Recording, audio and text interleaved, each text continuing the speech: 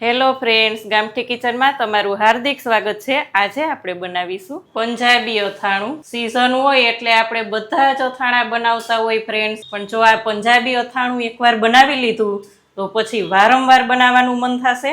અને કાંઈ પણ આપણે પંજાબી આઈટમ ઘરે બનાવતા હોય તો તેની સાથે જો આ અથાણું સર્વ કરવામાં આવે તો એકદમ મસ્ત જમવાનો સ્વાદ ડબલ આવે। તો ચાલો જોઈ લઈએ આને કેવી રીતે બનાવવું। પંજાબી અથાણું બનાવવા માટે અહીંયા આપણે 3 નંગ કેસર કેરી, 2 નંગ ગાજર, અહીંયા 3 મોડા મરચા અને 3 તીખા મરચા, આદુનો ટુકડો 50 ગ્રામ અને અહીંયા આપણે આથેલા લીંબુ લીધા છે। જે આ રીતના આપણે આથેલા લીંબુ હોય તેના આપણે નાના નાના પીસ કરી લીધા છે।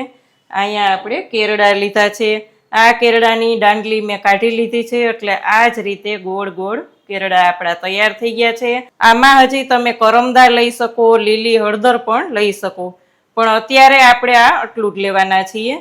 આ કેરી, ગાજર, મરચા, આદુ આપણે બધું ધોઈ અને કોરું કરી લીધું છે।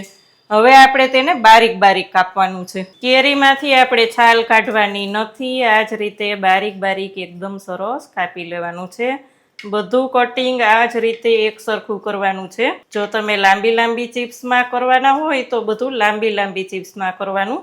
અત્યારે હું બધું જ કટિંગ આ રીતે કરીશ। કેરીને આપણે આ રીતે કરશું, ગાજરની આપણે છાલ કાઢી અને પછી આ રીતે પીસ કરી લેશું, આદુની પણ આપણે છાલ કાઢી અને પીસ કરી લેશું। તો બધું જ હું બારીક બારીક ચોપર કરી લઉં। અહીંયા આપણે બધું જ કાપી લીધું છે, તમે જોઈ શકો છો ફ્રેન્ડ્સ। તેમાં જ આપણે લીંબુ પણ એડ કરી દેશું અને આપણે કેરડા પણ લઈ લેવાના છે।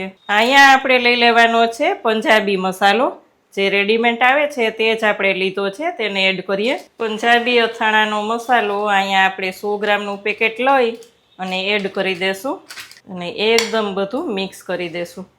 અહીંયા આપણે લીંબુ આથેલા હોય અને જે એનો રસો થયો હોય એ થોડોક એડ કરશું, એટલે આપણું પંજાબી અથાણું મસ્ત લચકા પડતું થઈ જશે। લઈ લેશું આથેલા લીંબુનો રસ, 4 થી 5 ટેબલ સ્પૂન લઈ લેવામાં આવે તો એકદમ સરસ લચકા પડતું થાય।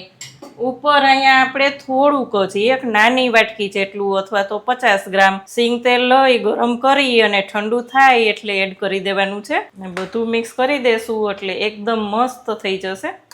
જુઓ અહીંયા આપણું એકદમ સરસ લચકા પડતું એકદમ રસાદાર પંજાબી અથાણું તૈયાર છે। તો તમે કોઈ પણ પંજાબી ઘરે બનાવતા હોય તો તેની સાથે સર્વ કરો તો ખૂબ જ મજા પડી જાય।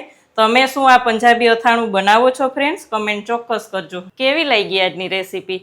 જો સારી લાગે તો વિડીયોને લાઇક કરજો, શેર કરજો, ચેનલમાં નવા હોય તો સબસ્ક્રાઈબ કરીને બેલ આઇકોન પ્રેસ કરજો। આવજો ફ્રેન્ડ।